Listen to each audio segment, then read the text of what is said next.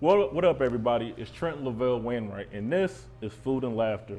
It's where we interview people and comedians and everybody in entertainment around the city. I'm your host with two other guests, Terrence G and George Zilla. Me personally, I'm a comedian, a host, a producer, and many other things in entertainment. I performed in Des Moines, Atlanta, Denver, and Arizona, and a couple more places. Now, I'm gonna introduce you to the other host today for tonight's show. Hey, how you doing, man? My name is George Zilla, AKA the Monster of Comedy. I've been doing comedy for a little bit over 19 years, hosting for 25. I'm also the CEO of First String Comedy and also a partner with my guy Trent and my guy Terrence G, 3 Comic Mafia. So, y'all sit back, enjoy the show, and I'm your host, one of the co-hosts of this show. And I'm Terrence Galwith. I'm your third host. I got my start in DC, and I enjoyed comedy ever since I was a kid, and it's taken me into random avenues and doing shows like this. So I'm excited to host this. I'm excited to talk with some great guests, eat some great food with my fellow co-hosts, and have a great time doing the thing. All right. So now that you got introduced to all the hosts, we got food tonight sponsored by Big Fred's Pizza. We got ravioli, fried ravioli, jumbo, big fried ravioli. We got mozzarella sticks, and we also got onion rings. And we gonna smash, but you know, we got a guest tonight in the house, and guests eat first. They always eat first. So we ain't gonna touch none of this food until our guest that I'm about to introduce y'all to tonight. He's a cool dude, man. We done a couple shows together. He's a mainstay at the Funny Bone. He just got done performing for Marlon Wayans. Man, that's big, that's huge, man. We gotta give it up to him, man. He's been doing this damn thing for a long time, at least 3-4 years, probably more than that. I'm probably, underachieving him, but he'd be all right. But hey, man, he's one of my favorite comedians. Let's all give it up for Quionez. Barry! All right. Hey, welcome, Quionez. Thank you, man. Thank y'all. Yo, man. First of all, thank y'all so much Yes, for having sir. me. Thank you for Show, coming, bro. man. Thank you, We thank out you, here, thank man. you. Yes. We out in the city. Not a problem, man. Now, man, we're gonna, since you're a guest, man, we're gonna let you pick the food. We've been waiting to eat, but you a guest. If you want to pick something cool, if you want to wait, plates, we got all that stuff. There we if go, you want to man. So wait, go that's ahead. up to you, man. I mean, Get in there, buddy. man. I'm Yeah, not we Jeffrey. Making a lot of sensual contact with my Okay. This fried ravioli. Got you. Ravioli. Ravioli, whatever you These want. cities, You man. get first. You get first dibs. There's no man. reason. Yeah. Everybody knows the reason why we all got dad bods You on get this first thing, dibs, right? man. That's how you do it, man. Yeah, Went I'm straight gonna after the I'm fried getting one of ravioli. each, man. I'm gonna take Okay. it easy. Do your thing, man. Do as your I thing. introduce, They can got take the it. You cheese. just put your We got the hand on cheese. it, man. I was trying to be. It's I cool. wasn't trying to be Cookie Monster out here. It's all good, man. It's all good. All right. Oh, look at the onion ring on that. Okay, All right, okay, bro. okay. Y'all, everybody dig in, man. We out Okay, here, we're gonna man. let everybody here. We're gonna let everybody get a Yeah, plate man. real quick here, George. Let you dig in. Let y'all dig in first real quick. I'll go last real quick. I'm on a diet right now, man, but I'm gonna still eat. You already know what time it is, man. All right. Jump right in. All There right. we go. All right. We jump right in. We're going to jump right in. So, again, man, thank you for coming out, bro. But Absolutely. we got questions. We got conversation. We got all the things that we're going to do, man. So, I'll jump right in, man. I've seen you a few times now, man, and I really like your storytelling. Like, you got very funny storytelling, man. How did that develop for you, man? How did you get to the point where, like, you've got a funny story that you can now relate and stretch it for several minutes, Man, in the process of when you first start out, it's like, you gotta fill that 4 minutes in the beginning, man. You get the least minimum amount of time is like 4 minutes. And then when you start really trying to fill it out, you're thinking, it's like, man, I don't even know how I'm gonna talk about for 4 minutes. What am I gonna do?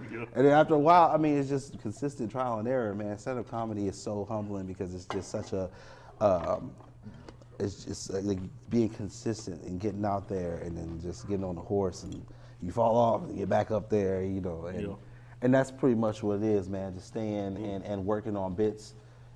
I was told by some greats that develop that 5 at a time and keep hammering that stuff out, as much as you can to perfect it, and then start moving on to that next 5. So I kind of live by that rule in that aspect, and that's kind of how I've been gaining my time, working it out. That's dope, man. Now, me and you got a lot of history. Yeah, we do, We got baby. probably about 7 years history. Actually, you gave me my first start on the skit. Remember the skit we did when Oh, we was yeah. driving? I was actually gonna look that up, man. So me and Quionez, we did a skit together. Now, like I said, we have a lot of history together. We worked together. Yeah. I think it's almost probably been. I think we've been on each other almost 7 years now. Oh, Something like yeah, that. something close to that. And I met you during the contest. I watched you grow from where you at then to now, which is amazing. Do you feel like your creativity now is a lot more that you more like when we first started, we was all like a big group. You remember Yeah. how we were. Yeah. But now that you're into your own, do you feel like now that you come into your own now that you're doing stuff like more by yourself, so to say? Because I know you do a lot of skits and stuff. Like I said, with your dope skits, might add. I think you're doing an awesome Thank you. job. But you know, you came into your own, man. You know what I'm saying? What's that like? You know, honestly, I felt like there's a lot of benefits to being in a group. You know what I'm saying? Because, you know, I think especially when you're doing like your comedy groups, whatever, like everybody that's with you to help to motivate you. And when you grinding and you with other people, you know what I'm saying, with the same similar mindset, in which they always say, like people always say, like, you know, when you start hanging around people that's got the same mindset as you, you know what I'm saying, you're able to move further when you get away from other people who are not trying to be as focused or whatever. So when you're in that group, man, and we're all bouncing off of each other and we all being creative and everything, I think it kind of shot me forward and made me right to try to stay on that level. Not like it's like kind of competitive, but not really. It's just like my brother showed up last night. I gotta match that. I gotta be like that. So I think that helped kind of elevate me in that. Now, like being solo, I miss that aspect of it. You know what I'm saying? Because everybody now, man, we all out here doing these shows. Everybody's headlining. Right. You know, where we was all on one show together. Now we barely even get on the show together now. It's jumped so far in Omaha, bro. Lavetti out here doing his thing. You out here doing like everybody. So, yeah, I would say definitely I miss that aspect of it. But everybody, even with sketches though, you know what I'm saying? Everybody has like a different type of comedy. Yeah, absolutely. And a different type of humor. So there's when you relate in that and you kind of have like an idea of what you're trying to shoot, and then other people you can't, you know, then it kind of forces you to have to like kind of do some things on your own, you know. You know. Understandable. So I think It's that iron sharpens iron sort of thing, right? Yeah. Like that's kind of Yeah. what I like about it, But man. you're so creative though, like. Thank you, man. I mean, from the time we started, like even when we was doing sketches back then, your creative mind was always there. Like you was one of the main vocal points of what we put together, man. So I know, I told you a long time ago, I see you doing some sitcoms or some shows further down the line, man. I Thank really you, do, man. because you just have that knack for comedy like that. You know? And when you're talking about when it comes down to being solo versus being in a group, man, like honestly, the group aspect of it kept you working. You know, now I mean everybody has their life and things going on. When you're separate, you know, it's almost kind of harder to stay as creative. Yeah. I mean, I do things when I can and when I whatever, but when we was all together and everybody was doing it, it was just we were putting stuff out. You know what I'm Man, saying? we did have an awesome It was, time. it was man. great. We did. Everybody, you know, it was an great. awesome time. So, and I know Lavetti, you was doing things. You was putting your stuff out. You Man, was this ain't making about the me, move. bro. Man, this is about you was tonight. making the move. Hey, it's about them to make the move, man. I gotta acknowledge y'all, man. And, Out and, here. and it's Trent Levette win, right? Oh, okay, Come on, okay. really. He went official. He went official. The IRS that came after me. I gotta go Okay, for all it. right, okay, all Couldn't right. evade it. Right. Wasn't trying to Wesley Snipes that time. You know? Hey man, I do gotta ask though. Do you feel like you underrated in the comedy community? You know, cause I'll be honest. Like besides, I mean, you got the 2019. You had the Comedian of the Year, the Funny Bone, and then you've been at the Funny Bone a good couple times, and I've seen you on shows, did outside shows, and nothing against the nominees for the OEAA awards or anything like that, but I never see your name on a nomination. You think you underrated? Not dissing those people that were nominated, but do you think you're underrated as far as you when it comes to the community of comedy? Actually, you know what? I could say that. I do feel at times like, yo, Yo. We out here. I'm just, Yo. I want you to keep it real because you should feel like that because your body of work speaks for itself. I mean, let's keep it real. Every year the awards come around, and you know I get ticked off. That's to say a little bit, right? a little bit. There was a whole Facebook war, right? Videos, Just a little bit. this songs. But I just don't like the format of it. I just don't like the format of it, man, because I just don't think that they're really focusing on. It's a lot more than just what's on the committee that's out here that's really doing things. Like I know for a fact he travels, I travel, you travel. We go countless places. I got to interrupt you. We ain't talking about the awards. Nothing against, not like that. We talking about if he feels like he's underrated because I never see your name on the nomination. It has nothing to really do with just those particular awards. No. Just in general, do you feel like you're underrated? Regardless of, I guess, let me say, regardless of that award show, it's cool that they're doing it, great that they're doing it. But you as a comedian, regardless of that award, if we had another award, if you had a you know what I mean? Alphabet Elementary Award. It don't really matter what award it is. Or do you feel you're underrated when it comes to the community? And it's not a diss to anybody else. You can feel underrated without, dissing anybody else. It's just as a comedian for yourself with your grind and everything like that. Do you feel like you're underrated as far as like your body of work, like he said, and how many shows you do? You just opened up for Marlon Wayans. I mean, I don't know who else opening up for Marlon Wayans. You know what I'm saying? Like that's a big deal. But I know you're real humble. You know what I mean? So you don't really you're not the brag type to say anything like that, which is cool. But I feel if you're not gonna say it, I feel you are underrated. I think you're a great comedian. But I do feel like you're underrated. And that's why I was just asking do yourself, do you feel like you're underrated? Yeah. Actually, you know what? There is the definite piece of me that definitely I feel like, underrated in the city. For sure. I mean, I feel like you were saying, when it comes down to it though, I feel like my body of work speaks though. Mm-hmm. My comedy resume speaks, whether it's noticed or not, whether it's noticed by the community. It's very loud. The awards and everything. When I write down on paper, like in a period of time that I've done stand-up comedy here in Omaha, and the stuff that I've seen and the people that I've met, it's just like something all the time. So it's like, all right, if people ain't taking notice, this rap sheet I got right here, it's and the videos, the TikToks, Like, as long as I'm staying consistent, bro, whether people catch on late on the train and it's already gone, Right. or whatever, then it's whatever. And a lot of times, honestly, that lack of recognition is a driving factor, bro. I can see that's it's what a motivation. I've always said that, right? I've said you've got to get comfortable in the silence, right? Like you've got to find a way to be comfortable when you're not getting the recognition, when you're not getting that draw that you feel like, or you're not even, in that moment, you're not getting the laughs that you think that the joke deserved, whatever. You got to get comfortable with those moments of silence because that's what forges the next non-silent moment, right? And so it's kind of pieced into that too, right? No, for sure, bro. And you know what? And I always talk about my humbling experiences because, everything that I've done up until this point, bro, and there's moments that we all as comedians, we take a look at where we are and we wonder why we not further. And there's, saying? You can't help it. You can't help it. I mean, because it's all over social media, Yeah, right? right. You see, other people see us doing this, and they're probably like, man, look at this. I'm sick of this. Like, why can't I get something like that? Yeah. We see somebody doing something, and we're like, man, why can't I get something, right? You can't help it, right? It's hard not to. It's very hard. And but you know what, though? I think a lot of the blessings that do come from it is keeping my energy right, bro.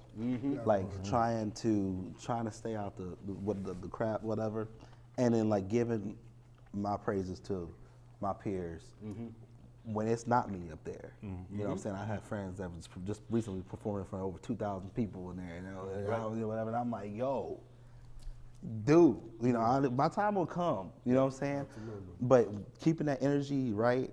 And just being positive and everything else, honestly, is definitely been giving my blessings, though. And so I take it with stride. And also, like I said, it's a driving force, so it just forces me to be better And then, like I was touching on before, everything that I've done up to this point, and the people that I worked with, and the people and the opportunities that I've had, when it does come down to looking at those other situations or other comedians or whatever that are out there and wherever, and you're second guessing and all that, then I think to myself, bro, I'm literally just still a baby in this stuff. Yeah, I've been there. I've been You know what feeling I'm like saying? that. Trust me. Like you've done some amazing stuff. I mean, all of us, we've done some amazing stuff, and I'm like, maybe when I first met y'all, because it was a whole different comedy community I didn't even know about, man. You know what I'm saying? Yeah. And I had started, like I say, 19, 20 years ago, but when I met y'all, it was a whole different avenue. It was like, whoa. I actually felt like the baby of the group, and like I was looking at, real talk, man, I was looking at you and some of the other people that was doing it. I was like, man, these guys are doing it. You know? Well, if you've done it for a little bit, right? Like the man you just opened for, right? Yeah. He's been doing comedy longer than I've been alive, right? So you got to put that in perspective, right? Yeah. And he's still out here doing it. He's on the grind doing it. And he's in movies and it hasn't stopped, right? Yeah. And so that puts into perspective of just how you're just scratching the surface when you think you're really doing it at 5, 7, 9, 10 years. It's like It's you're a still baby, junior. baby, bro. You're freshman, It's still a junior baby. varsity at best. So those expectations that I have that I still haven't met yet or whatever, that I'm like, I'm always looking like forward. Right. Sometimes I don't always take the time to look back at what I've done. So then I'm always expecting something else, and then sometimes I'll be like, I gotta sit down, bro. Like, dude, take a second, dog. You just did some wild stuff. You know what I'm saying? True. So then that sets me back, Right. But a lot of it too, like I said, is keeping that good energy though, man, for real. Like, it works wonders. Now, I know you also delve your hand in acting and working with one of our fellow comedians, David Terrell Green. Are you going to pursue more acting as a career? Bro, that was my first. Bro, acting was my first love. So I started out. I was a drama student in high school or whatever. Yeah, and then drama kind of, my teacher from there, kind of gave the opportunity to do like a talent show back in school, whatever. And I don't know how or why or what I was thinking that I decided I was going to do stand up for the first time, and that's when I did it in front of the entire school, whatever. And then I was like, yo, this is it. But before that, middle school and high school, I was in all kind of plays and musicals and everything else. But I was that guy. I was in all that. The cool thing is that they can intertwine. Yeah, and that's it what- always, because comedy, movies, acting, it all intertwines. It really is crazy how much you kind of weave in, man. That's why I say, like, you never know where this thing takes you, right? Like, in the weirdest avenues. Most definitely, man. I gotta ask, what's the worst joke you ever wrote, man? That it never went over. You tried it at open mics, you tried it at shows, it just never went over. What's the worst joke you've ever had, man? You know what? I can't think of a worst joke that never went over, but I can think of a worst joke that I've been embarrassed by a couple times. Okay. I had a bit. It used to be my closer back in the day. It was like a joke about like the Ku Klux Klan or something like that. And Went left field real quick. You can tell how not proud he was because he got real quiet. He was like, it was about the. it's a killer I didn't even hear what he said. He whispered. So He whispered it. I had to lean in a little bit. It was a killer joke, bro. It always did really good. what was that again, sir? It did good, but okay. So, but the moment, okay. So what happened with it was there was a moment that my family found out, and my family's from Tulsa, so we went down for like a little family thing to get together, and all my elders was there, and I was like, hey, tell us a joke. You're a comedian, right? Go ahead, I want to do something. Hear me, and that was at that time was my best joke, and I told this joke, right, and I watched my elders look like. Oh, man. And it had like some hard R, and my elders go, yeah. And I was like, my mom, she was like,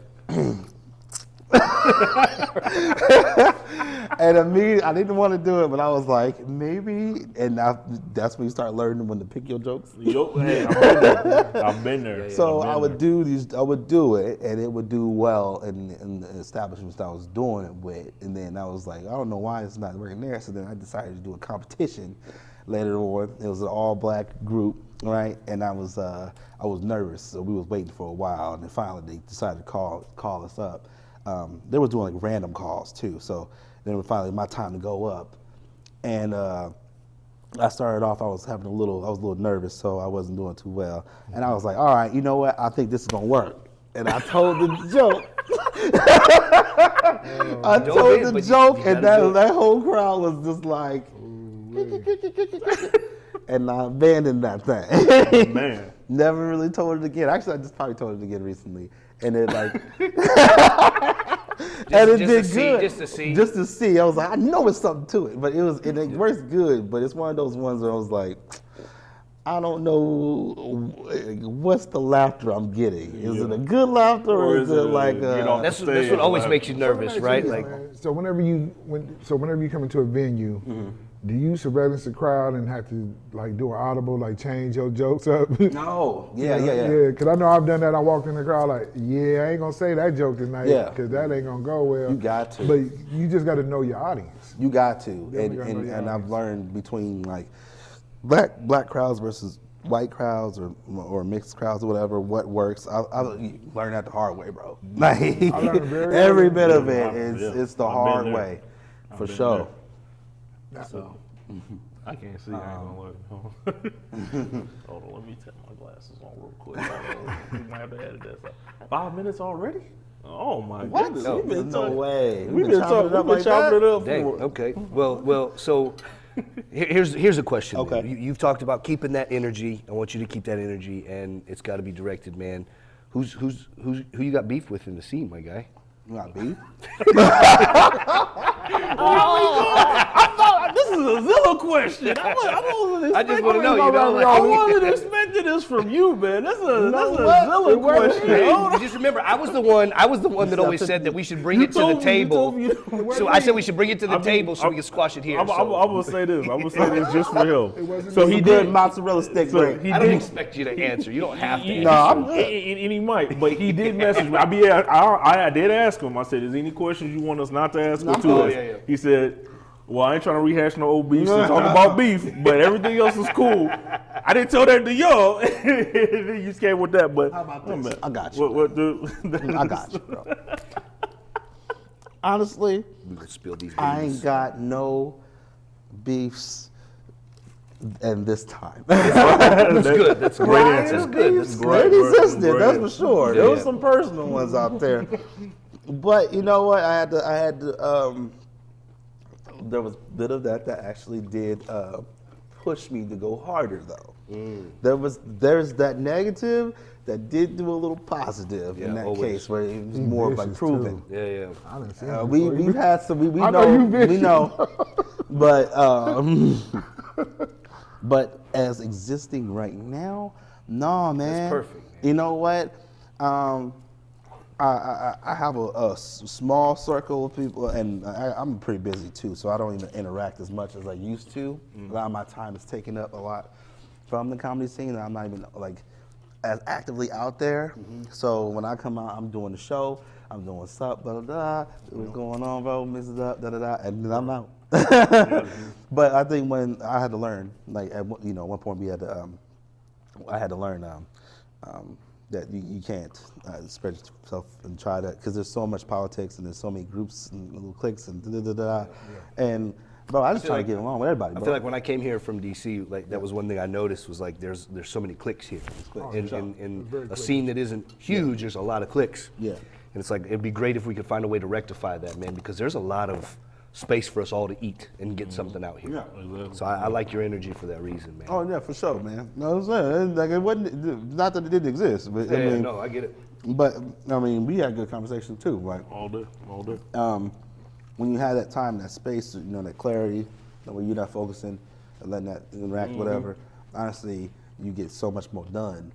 You know what I'm saying? Absolutely. And we just, if I'm putting my mind towards this and not towards who's making me mad, then we're moving. Got you. What Oh, I go was ahead, gonna say, Josh. what you got coming up? You got anything coming up for real soon? Yeah, drop all that. Drop the social media. We got 2 minutes. your Man. social Wrap it up. Make sure y'all follow me at, I wore the brand, you know what I'm saying? Make sure you follow me at Quionez Comedy on Instagram. I'm on Facebook and TikTok. You can find me on TikTok and everything. So, yeah, I'm just continuing to just do videos, sketches, and whatnot. I got some upcoming shows. I'll be pretty busy this Thanksgiving weekend, doing Ali Kareem in your face and a couple other things. I don't know if y'all want to post shows out there, but That's all good, man. I don't know how by the time it come out. Yeah, you know what I'm saying? do your thing, man. Go ahead, do your thing, bro. But December I'll be opening for Joe List, so that'll be a big one too. Yeah, So that's another big name. I just got that confirmed though. So He's on Comedy Central. If y'all don't know, everybody out there, not you guys, but Okay. Yeah. So, one last question. To get at the funny bone, who you got to sleep with? I'm playing with you. I'm playing with you. You did, I love that. Oh my God. What up, Daisy? Boxer I'm Bruce. playing. No, man. You know, I love it out there, dog. I know everybody has different avenues. I'm gonna be quick about it because I know everybody has different avenues. So the funny bone is an avenue. Yep. A lot of people put on their own individual shows and bring their own people in. That's another avenue. There's a lot of different routes you can take. I love that out there. They give you a lot of opportunity and everything. I know everybody has their different views on it, but I just say all the time, bro. Everybody has these paths, and they're all ain't the same. But man, from whatever I'm seeing with all you guys and according to myself, we all eating out here. We making it, bro. Absolutely. And we all on different journeys. Yep. But and not everything is for everybody. not everything is for everybody. Yep. Even the comedy club, man, it may not be for everybody. Yep. I've seen amazing people go there, and then I've seen some people that just choose another route. But yo, we out here, bro. That's all that matters. That's all that matters. We out here, dude. Well, hey, we appreciate you coming on the show, man. Thank We y'all for appreciate having you me, man. Eating and everything like that, man. Oh, yeah. Shout out to Big Fred's Pizza for the food. Yeah. Big Fred. Those stuffed raviolis were fire. Yeah, Man, everything I'm on the was last fire. piece right I'm gonna now. be able to pick out after we go. Absolutely, man. So, I want to thank Georgezilla, Terrence G, and our guest Quionez Berry, and I'm Trent Lavelle Wainwright, and this was Food and Laughter. Y'all have a great night. Yeah, Thank you. man. See. Yo, that was dope, bro. I couldn't see.